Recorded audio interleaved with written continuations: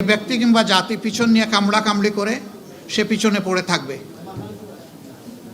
আর যারা চায় যে আমরা এগিয়ে যাই তাদেরকে ফরওয়ার্ড লুক করতে হবে। প্রথম আলোকে জাতির কাছে ক্ষমা চাইতে বললেন বাংলাদেশ জামাতে ইসলামীর আমির ডক্টর শফিকুর রহমান। তিনি বলেন, প্রথম আলো ঈদের মতো একটি পবিত্র ইবাদতকে কটাক্ষ করতে দ্বিধা করে নাই। আজ সোমবার নিজের ভেরিফাইড ফেসবুক পেজে এই কথা বলেন তিনি। যখন দেখেছে যে সব কিছু সীমা ছাড়িয়ে যাচ্ছে, সীমা লঙ্ঘন করছে, তারা রাষ্ট্রের ব্যবস্থাকেই ভেঙে দিতে চায়, চুরমার করে দিতে চায়।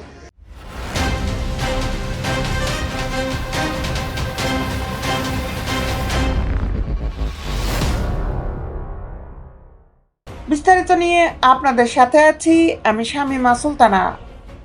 ডক্টর শফিকুর রহমান লিখেন, প্রথম আলোর ঈদ শুভেচ্ছা কার্টুনে কুকুরের ছবি, এ কেমন অদ্ভুত আচরণ। প্রথম আলোর গত 30শে মার্চের পত্রিকায় ঈদ শুভেচ্ছার কার্টুনে কুকুরের ছবি ব্যবহার করেছে। পত্রিকাটা এর আগেও মহানবীকে নিয়ে অবমাননায় বায়তুল মোকাররমের খতিবের হাত ধরে প্রকাশ্যে ক্ষমা চান প্রথম আলোর সম্পাদক মতিউর রহমান। আমরা দেখতে এসেছিলাম দুইজনকে অস্ত্র পাচারের জন্য ওটিতে নেওয়া হবে, এই জন্যে ডিস্টার্ব হবে জেনে আমরা ওইদিকে যাইনি। তিনি আরো বলেন, মনোভাব ও দৃষ্টিভঙ্গি খুবই জঘন্য। প্রথম আলো ঈদের মতো একটি পবিত্র ইবাদতকেও কটাক্ষ করতে দ্বিধা করে নাই, তা অবশ্যই প্রত্যাহার করতে হবে এবং জাতির কাছে ক্ষমা চাইতে হবে। গত 30শে মার্চের প্রথম আলো পত্রিকায় ঈদ শুভেচ্ছার কার্টুনে কুকুরের ছবি, পরে এটি নিয়ে শুরু হয় আলোচনা সমালোচনা।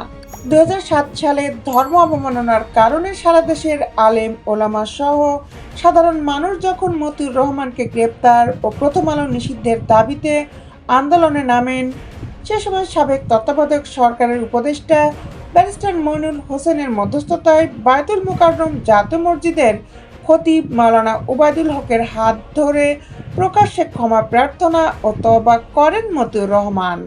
মতিউর রহমান তওবা করে বলেছিলেন, ধর্মে আঘাত আসে এমন কিছু আর কখনোই করবেন না। নতুন করে ঈদের শুভেচ্ছার ছবিতে কুকুরের ছবি ব্যবহার করার পর প্রথম আলো নিষিদ্ধের দাবি জানিয়ে আসছেন আলেম সমাজ। এই বিষয়ে ইসলামী আন্দোলন বাংলাদেশ, ইসলামী ঐক্য আন্দোলন, বাংলাদেশ নেজামে ইসলাম পার্টি সহ বিভিন্ন ইসলামী দল নিন্দা জানিয়েছে।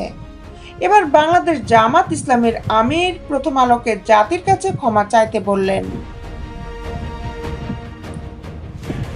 দেশ বিদেশের আপডেট নিউজ পেতে আমাদের সাথেই থাকুন। Justice television, Dhaka.